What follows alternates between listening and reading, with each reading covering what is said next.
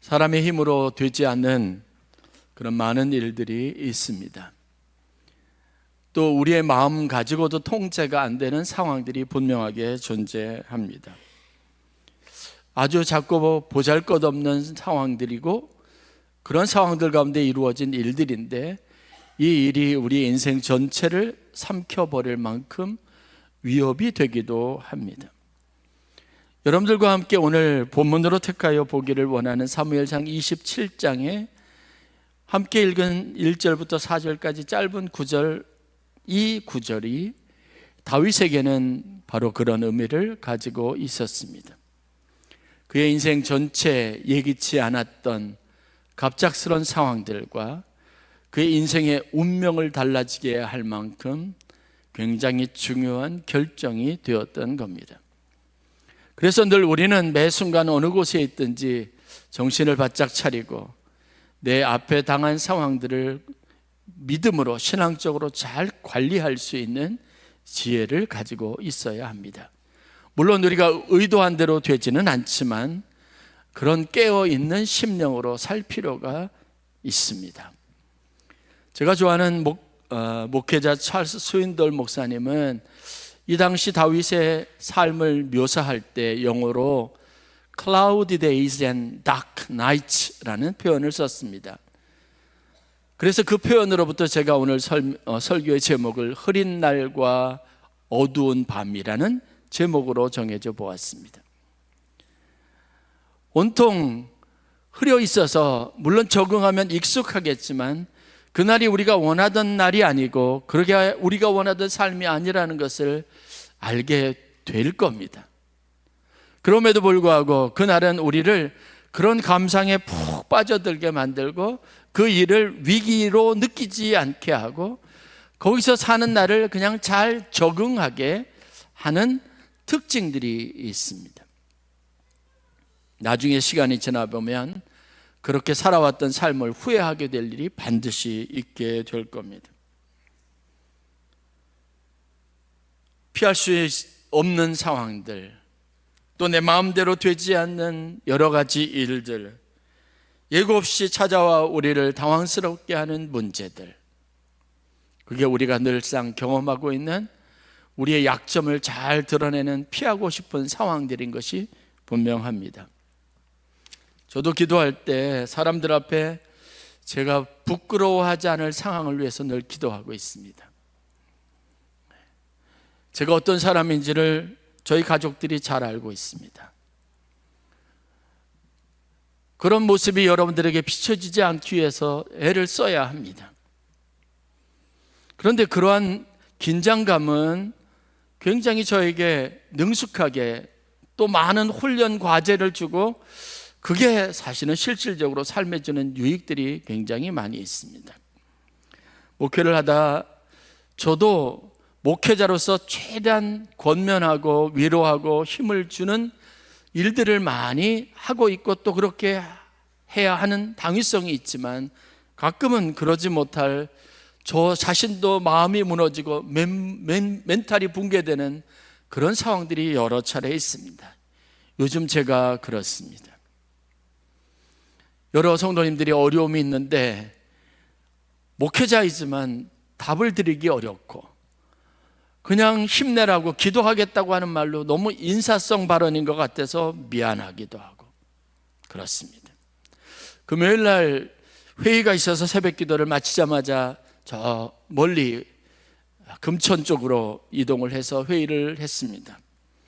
회의를 마치고 잠깐 교제를 나누는데 최근에 여러 가지 어려움이 있었던 일들에 대해서 이야기를 나누는데 암투병하고 있는 사람 이야기를 좀 나누다가 목회자들이 가지고 있는 경계하고 조심해야 될 것에 대한 이야기가 좀 있었습니다. 암 선고를 받아가지고 인생이 무너질 것 같고 절망적인 상황에 있는데 목회자라고 그냥 아유 힘내세요, 하나님이 이기게 하실 거예요, 이런 말이 얼마나 무책임하고 공허하게 그리고 별로 위로가 되지 않는 말이고 오히려 상처가 되는 그런 경우들이 있었다는 어느 목사님의 이야기를 들으면서 저도 좀 정신이 번쩍 났습니다. 본인이 아닌데 제3자가 어떻게 그 마음과 그 마음의 고통을 헤아리고 이해할 수 있겠어요? 이거는 여러분 배우자라고 해도 자식이라고 해도 알 수 없는 거예요. 나만 오롯이 나만 견뎌내야 되는 거예요. 그럴 때 그러면 우리가 마음은 이해할 수 없어도 방법적으로 기술적으로 그러면 무엇을 하면 좋을까? 그것에 대해서 좀 이야기를 나눴습니다. 그렇다고 성도들이 가지고 있는 어려움이나 문제에 너무 감정이 이입이 되면 너무 힘이 들어요. 목회자가 힘이 들어요. 대중 앞에서 여러분 다양한 성도들이 있으니까 기쁜 일도 있고 슬픈 일도 있는데 그 감정 이입을 너무 많이 하면 내내 슬퍼할 수밖에 없으니까 그 감정에서 헤어나오지 못하면 그래요? 기쁜 일이 있어도 축하를 해주지 못해요. 저 사람이 신경 쓰이고 눈치가 보이니까 같이 즐거워해야 되는데 그 감정이 미안한 마음이 앞서서 그게 또 잘 되지 않습니다. 그래서 저도 너무 깊이 저희 사모랑 둘이 얘기할 때 너무 성도들 문제에 감정 이입을 많이 하지 말자. 그러면 너무너무 힘이 들어요. 그러다 보니까 이건 또 너무 나 몰라라 하는 것 같다라는 그게 속마음이 비칠까 봐 혹시 그렇게 사람들이 여겨서 서운하면 어떨까 봐 또 걱정스럽기도 합니다. 이래도 안 되고 저래도 안 되고.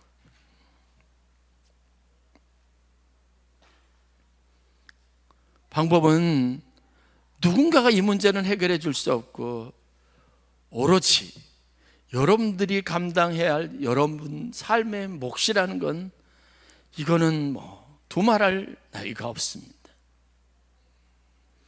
그래서 제가 목회자로 여러분들에게 줄 수 있는 진짜 중요한 도움은 여러분들이 여러분 앞에 당한 믿음의 경주를 잘 하도록 무장시켜주고 그때 여러분들이 무엇을 해야 할지 적절한 조언을 해주는 것, 그리고 나 혼자 그렇지 않고 나를 위해서 기도해주는 목사님이 있고 성도들이 있다는 사실을 마음의 위로로 삼을 수 있는 그런 신뢰를 주는 게 필요하다는 생각들을 많이 가지고 제가 목회하고 있습니다.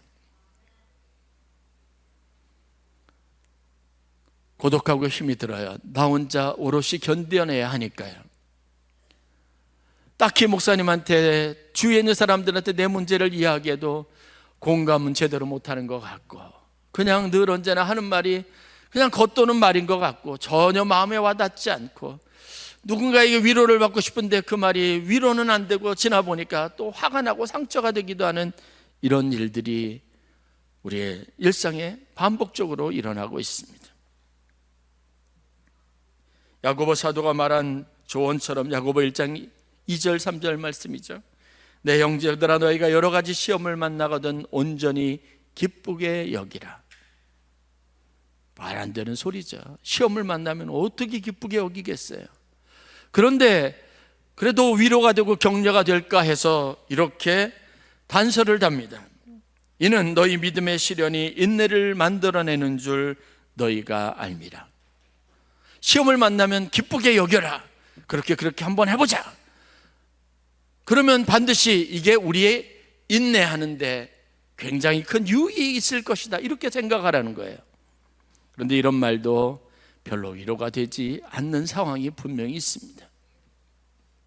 사람에 따라 문제에 따라 차이는 있겠지만 그렇다고 어떤 사람에게 더 큰 문제가 저 사람에게도 똑같이 심각한 문제는 아니에요. 저 사람이 별것 아니라고 하는 문제가 나한테는 죽을 것 같은 고통이 될 수 있습니다. 그래서 우리가 서로 간에 위로하고 위로를 주고받는 일이 조심스러운 겁니다. 말 한마디 위로받으려고 했다가 상처받는 일이 너무 많이 있습니다. 그래서 여러분이 올곧이 힘을 기를 수 있기를 주의 이름으로 간절히 축원합니다. 그 문제 앞에서 다른 사람 말고 하나님이 내게 주시는 힘이 있고 그 문제를 대응할 수 있는 내 삶의 지혜가 있어서 여러분들이 잘 이길 수 있어야 합니다. 오늘 그 문제와 관련해 가지고 여러분들과 함께 몇 가지 교훈을 나누려고 하는 겁니다. 오늘 다윗은 일종의 궁지에 몰린 것 같습니다. 27장 1절부터 이어지는 것 보면 지금 다윗은 사울에게 쫓기는 것 같고 그 사울이 또 자기를 죽이려고 한다는 생각에 마음에 괴로움이 있어서 무엇인가 궁리를 합니다. 어떻게 하면 사울에게 쫓기지 않고 도망다니지 않고 나와 함께하기 위해서 온 이 600명의 사람들과 함께 안전한 곳에서 평안하게 지낼 수 있을까 생각하다가 방법이 하나 생겼습니다. 바로 블레셋 땅, 블레셋의 가드라고 하는 곳에 왕이었던 아기스라고 하는 왕을 찾아가서 그 사람에게 도움을 청하자. 그러면 우리가 이 600명이라고 하는 나와 함께하는 사람들이 비교적 더 이상 도망다니거나 피난 생활하지 않고 주거지에서 농사도 짓고 자식도 낳고 안전하게 잘 지낼 것이라는 생각을 하기 시작한 겁니다. 그런데 여러분, 이 이야기가 나중에 다윗의 인생에 엄청난 바람을 몰고 왔습니다.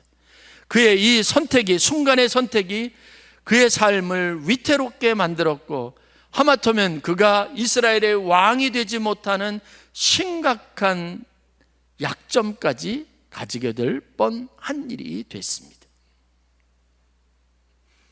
여러분, 우리가 일부러 사건을 크게 만들고 삶을 어려운 궁지로 몰아가려고 의도하는 사람은 없어요. 최소한 미리 미연에 방지하고 예비해서 이런 일이 생기지 않도록 해야 되겠다, 내게 더 심각한 문제가 생기지 않도록 최대한 빨리 민첩하게 반응해야 되겠다, 여러분들이 온갖 것을 궁리하고 생각합니다. 그런데 그때 그 판단이 여러분 그렇게 쉽게 내가 원하던 대로 되지 않는 경우들이 많이 있습니다. 다윗이 이런 궁지에 몰리게 되고 삶의 제일 심각한 위기를 맞이하게 된 이유가 무엇일까를 생각해 볼 필요가 있습니다. 오늘 우리가 읽었던 본문에 그 단서가 되는 몇 가지 교훈거리가 나와 있는데, 첫 번째 것이 무엇이냐면 바로 문제가 생겼을 때, 어떤 이런 상황 속에 있었을 때 다윗은 늘 신앙적이었던 사람인데 가장 인간적인 방법으로 해결을 찾으려고 했던 거예요.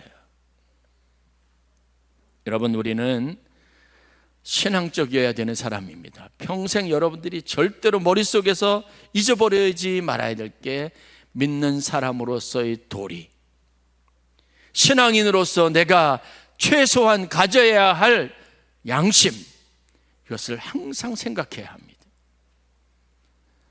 제가 여러분들보다 좀 더 나은 사람이로, 좀 더 신앙적이라고 할 수 있는 이유를 제가 가만히 생각해 보니까 제게는 여러분들이 가질 수 없는 무기가 한 가지 있는데, 여러분들은 세상 여러 가지 일들을 하면서 책을 보건 뭘 하든 연구를 하든 시간을 보내든 전부 다 세상 일들과 관련된 것을 하는데, 저는 제가 있는 시간의 대부분을 성경을 보거나 신앙서적을 읽거나 기도하거나 말씀을 준비하거나 이런 일을 위해서 씁니다. 그리고 제가 한 설교에 책임감 있는 사람이 되기 위해서 저를 돌아보는 일에 훨씬 더 많은 관심을 가지고 있습니다. 제가 만나는 사람들의 80~90%는 전부 다 신앙인들이고 믿는 사람들이고 목회자이고 그리고 교회의 지도자들입니다. 이 모든 것들이 환경이 저를 안전하게 위험으로부터 노출되지 않게 지켜주는 요인이 되는 거예요. 그러나 여러분들은 그렇지 않습니다. 그래서 저보다도 여러분들이 훨씬 더 많이 노력해야 합니다. 제가 대학을 졸업하고 직장 생활을 해봐서 직장 생활의 고단함과 제가 육신적으로 당하는 시험이나 그 무게에 대한 것, 거기서 신앙생활하는 것이 얼마나 어려운지를 누구보다도 잘 알고 있었습니다.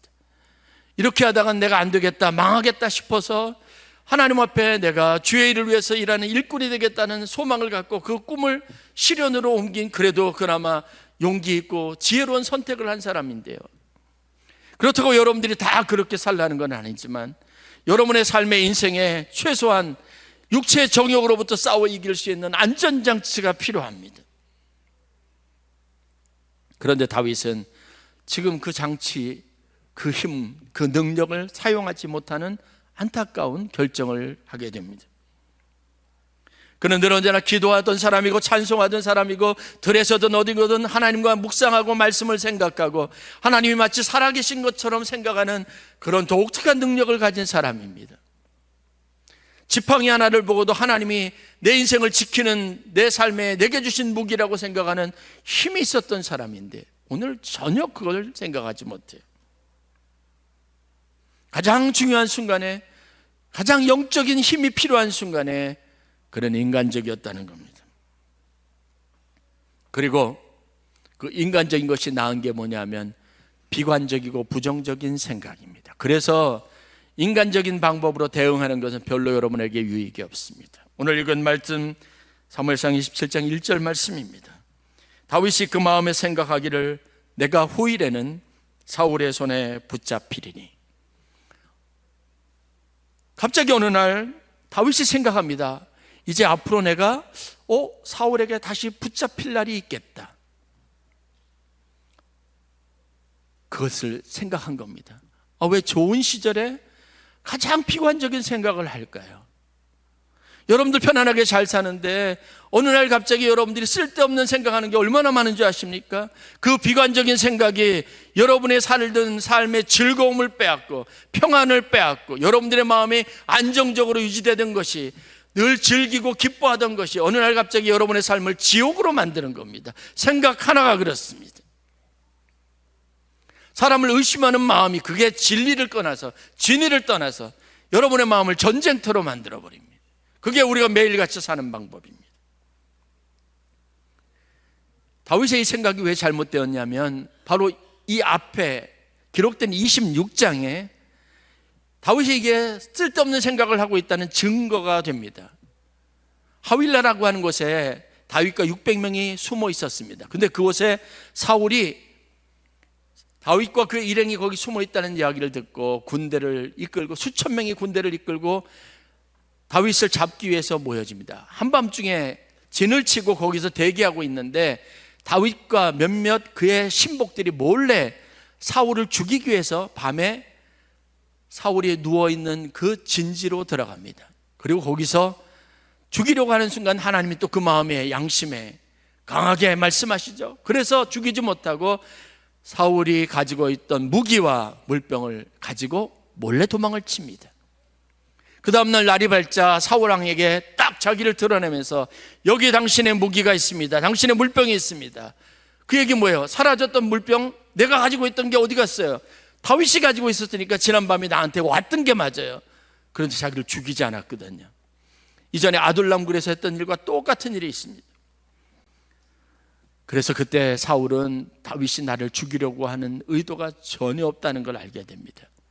그래서 27장이 시작되는 26장 그 마지막 24절 25절에 보면 사울이 다윗에게 이렇게 말합니다. 내 아들아, 내 아들 다윗아, 내게 복이 있을지로다.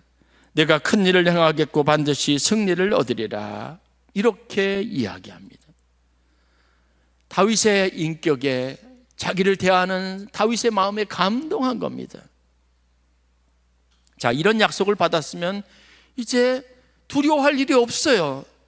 나를 죽일 일이 없는 겁니다. 최소한 그걸 믿었어야죠. 그런데 갑자기 그의 마음속에 생각이 하나 확 들어오더니 후일에 사울이 나를 잡으리라. 이 마음에 상상력이 동원되기 시작한 거예요. 여러분, 이거 경계해야 합니다.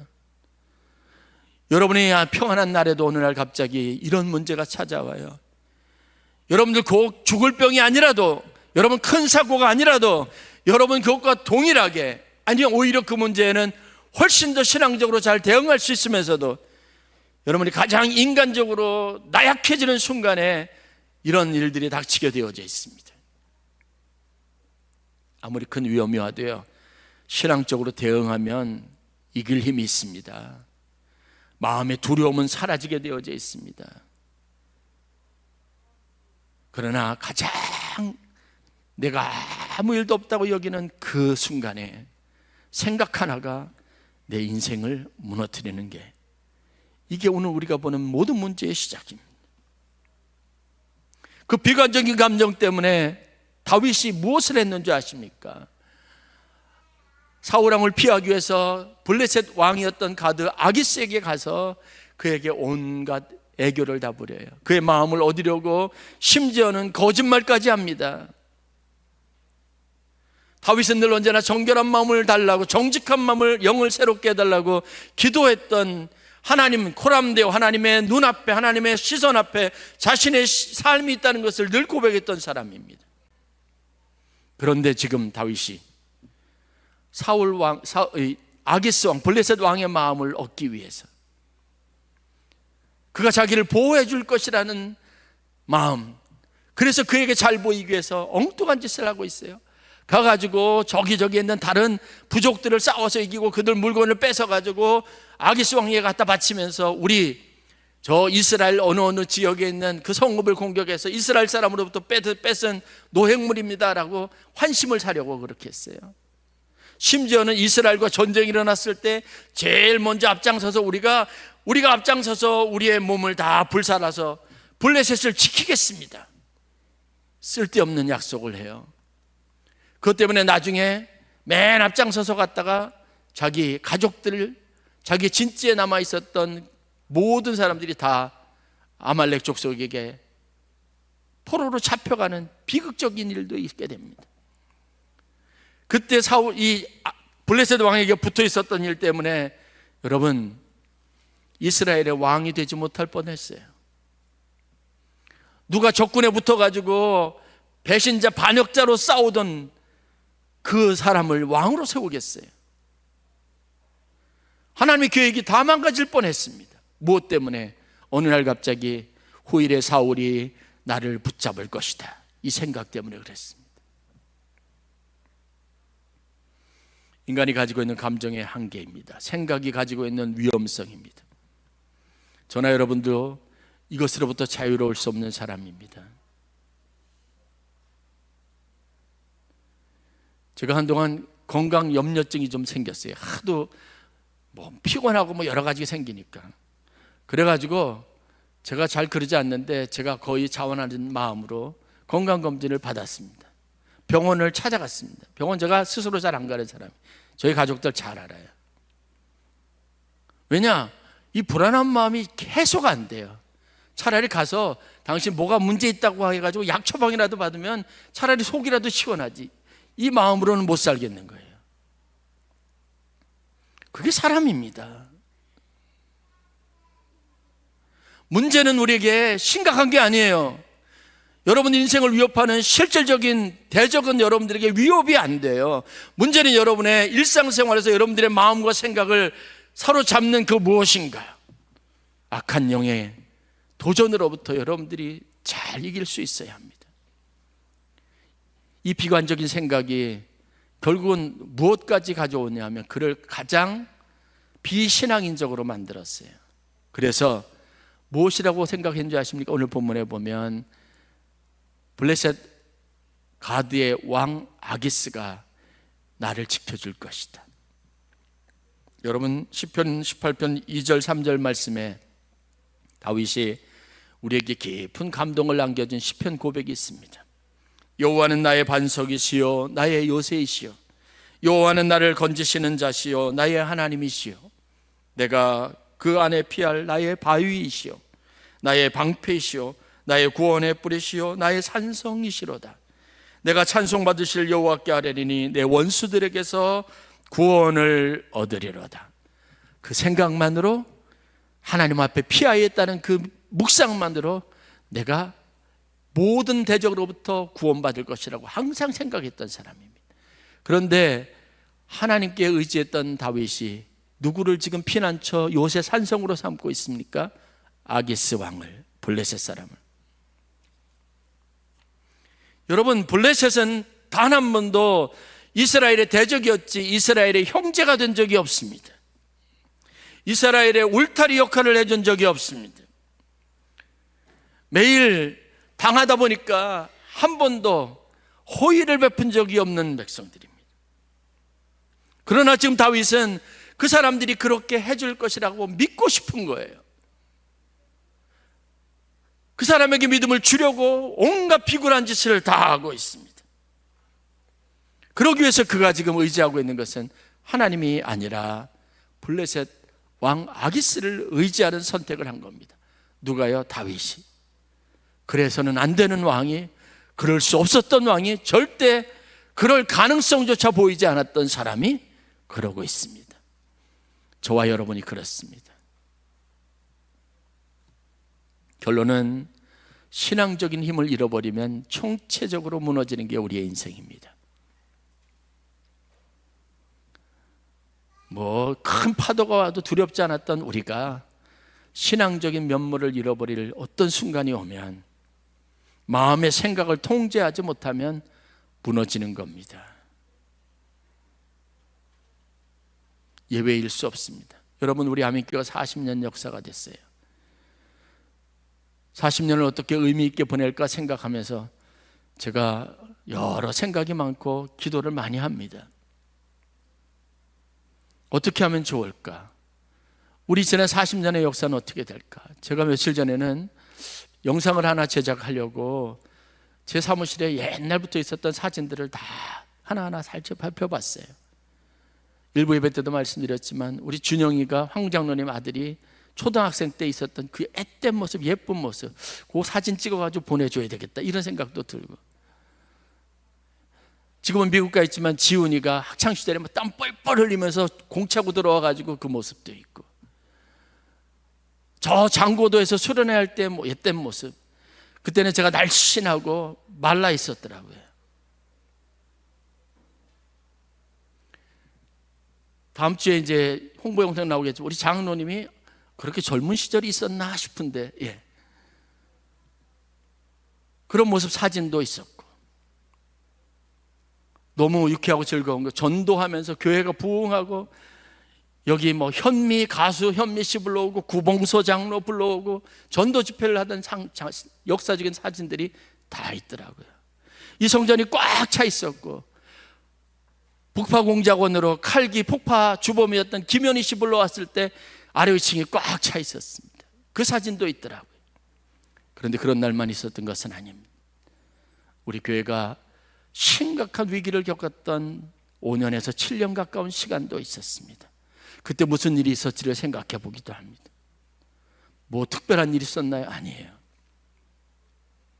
어려움이 있으면 견디는 힘이 있습니다. 신앙적으로 대응할 수 있는 우선적인 생각이 있습니다. 그러나 여러분들이 평온한 날, 아무것도 없었을 때, 그때 우리는 가장 인간적인 면모를 그대로 유지한 채 신앙적인 힘을 잃어버릴 수 있는 가장 약한 존재가 된다는 사실을 알아야 합니다. 그러기 위해서 우리에게 필요한 게 뭘까요? 두 가지입니다. 첫 번째, 믿음과 성령 충만해야 합니다. 그러기 위해서 기도에 불이 붙어야 합니다. 여러분, 기도할 마음을 잃어버리는 게 얼마나 비극인 줄 아십니까? 여러분 스스로에게 물어보십시오. 내가 요즘 기도할 마음을 가져본 적이 언제인가? 물은요, 끓어야 합니다. 근데 끓어야 하는 그 지점은 100도가 무조건 돼야 돼요. 99도도 안 돼요. 100도가 돼야 합니다. 여러분의 삶에 느슨해지고 나약해진 여러분의 삶에 여러분이 하나님에 대한 믿음과 성령 충만함을 갖기 위해서, 여러분들의 삶의 온도, 성령이 주시는 영적 온도를 높이기 위해서 여러분 기도의 불을 지펴야 합니다. 그래서 제가 9월달 첫 주 특별 새벽기도 하려는 거예요. 올여름이 얼마나 힘들었는지 몰라요. 저를 비롯해서 여러분 다 힘들었어요. 이 더위가 아직까지도 가지 않아요. 한 주간 주간 날씨를 보니까 이번 주도 계속 그러게 생겼어요. 좀처럼 불이 붙질 않아요. 열정이 회복되지 않습니다. 그럴 때 우리에게 기도라고 하는 불이 지펴져야 합니다. 요즘 수요예배가 형편없어졌어요. 마하나임 연습 있으면 그래도 마하나임 대원들이 앉아서 예배 드리니까 인원이 차는데, 연습을 지금 또 방학이라서 안 하니까 그나마 또 없어요. 주여 주여 소리를 지르고 통성기도를 하려고 해도 제 목소리하고 기도 인도하는 우리 부목사님 목소리밖에 안 들리니까 그것도 너무 쑥스럽고 민망스러워서 소리도 지르지 못하겠어요. 여러분, 영적인 야성을 잃어버리면 안 돼요. 다윗은 여러분 궁전 안에서 무너졌습니다. 광야에서 뜨거웠습니다. 궁전 안에서 무너지고 자기 육체의 욕심을 이루기 위해서 별의별 짓을 다 했습니다. 통제장치를 잃어버렸습니다. 눈에 보였던 아리따운 여인을 여러분 자기 손에 넣겠다고 계획을 짰습니다. 사람들이 모르게 하겠다고 은폐했습니다. 그게 그가 평소에 기다리고 하나님이 그에게 주셨던 응답의 결과입니다. 그것이 무슨 유익이 있겠어요? 차라리 여러분 광야에 있는 게 낫지 않겠습니까? 내 몸의 한쪽이 망가지고 고장나서 하나님 앞에 살려달라고 하나님과 연합해 있는 삶이 오히려 질적으로 훨씬 더 나은 삶이 아니겠냐는 겁니다.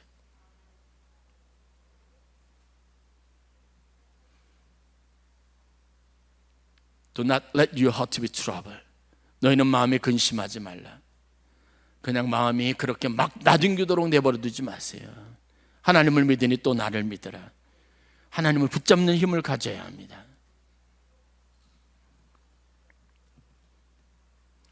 두 번째는 믿음과 성령 충만을 위해서 기도의 불을 붙여야 되고, 두 번째는 예배와 감사 그리고 찬송이 여러분의 삶에서 끊어지면 안 됩니다. 이건 굉장히 중요합니다. 여러분의 입에서 찬송이 사라지고 뇌리 속에서 찬송이 소멸된 건 경계해야 합니다. 예배에 나가는 횟수가 줄어든 거 경계해야 합니다. 여러분들이 예배에 참석하는 횟수를 결정해 버려야 돼요. 참 아이러니하게도 문제가 생기면 저는 예배로 나오시라 그러는데 아니에요. 100% 거의 예외 없이 많은 사람들이 문제가 생기면 예배에 빠집니다. 주일 성수를 하지 못합니다. 그런데 제가 생각하는 건 예배 많이 살길이고 그게 정답이고 거기에서 뭔가 회개의 회복의 기밀을 반전을 꾀할 수 있는데 안 돼요. 그게 우리의 인간의 연약함입니다. 여러분들이 작정하지 않으면, 여러분 스스로에게 독하지 않으면 안 돼요.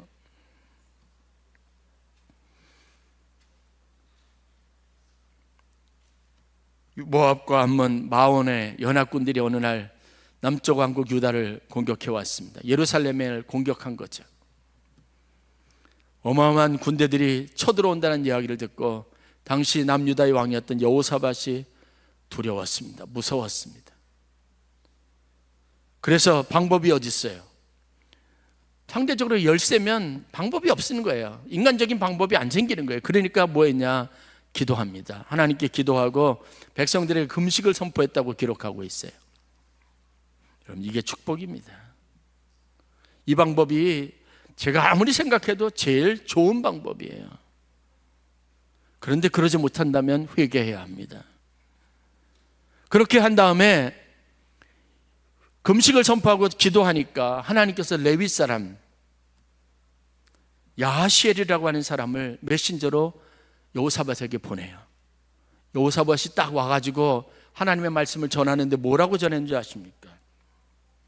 이 전쟁에는 너희가 싸울 것이 없나니 대열을 이루고 서서 너희와 함께한 여호와가 구원하는 것을 보라. 전쟁인데 적군이 쳐들어왔는데 싸울 게 없대요. 이 전쟁은 너희에게 속한 것이 아니라고 분명히 말씀하시는 거예요. 하나님의 일이라는 거예요. 왜 그 일이 너무나 당연한데도 우리는 한 번도 그렇게 생각하지 못하고 내 문제라고 생각하는지 모르겠어요.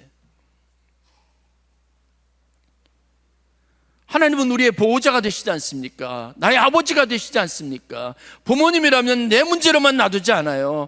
하나님이 책임지시겠다고 하시는 거예요. 이 이야기를 듣고 그 마음이 믿음으로 가득 찬 여호사밧이 진짜 하나님 말씀대로 해요. 사람들을 다 물러 모아가지고 이 사람들에게 무기를 쥐어주지 않아요. 앞에 악기를 가지고 레위 사람들, 찬양하는 사람들을 대오를 이루게 해서 이 사람들이 찬송을 부리고 행진하게 합니다. 뒤에 백성들은 졸졸졸 쫓아가면서 같이 찬송을 불러요. 그때 하나님께서 이 연합군을 물리치셨습니다. 여호사밧과 군대가 한 일이 없어요. 이게 뭐 특별한 일입니까? 아니에요. 우리는 성경에서 수도 없이 많이 봤어요. 성경에 이와 같은 얘기는 차고 넘칩니다. 그러면 영적인 힘을 갖는다는 게, 믿음을 갖는다는 게 우리가 다른 것을 위해서 신경 쓰게 하는 것보다 인생의 전쟁터를 예배초소로 만든 여호사밧, 이 방법이 유효하다는 걸 알아야 합니다. 저희 교회 문제가 생겼을 때도 제가 문제를 이길 수 있는 기점이 된 게 뭔지 아십니까? 온갖 방법을 다 써봤어요. 변호사도 찾아보고 다 해봤어요. 도움이 안 돼요. 그런데 하나님밖에 도울 힘이 없다는 걸 알고 난 다음부터 새벽 기도고 예배 시간이고 사람들이 모여들기 시작했습니다. 새벽 기도가 끝나면 이 교회 주위를 빙빙빙 돌면서 여리고성 함락작전을 폈어요. 찬송이 시작될 때, 기도가 시작될 때, 예배가 시작될 때 문제가 풀린 겁니다. 인생에는 우리가 가진 수단보다 영적인 것이, 신앙이, 찬송이, 예배가, 기도가 더 큰 힘을 발휘한 불멸의 원칙이 있습니다. 이것을 가질 수 있는, 소유하시는 여러분들이 되실 수 있기를 주의 이름으로 간절히 축원합니다. 제가 줄 수 있는 게 아니라는 건 분명합니다. 저 원망하지 마세요. 여러분들이 하나님으로부터만 받을 수 있습니다. 기도하겠습니다.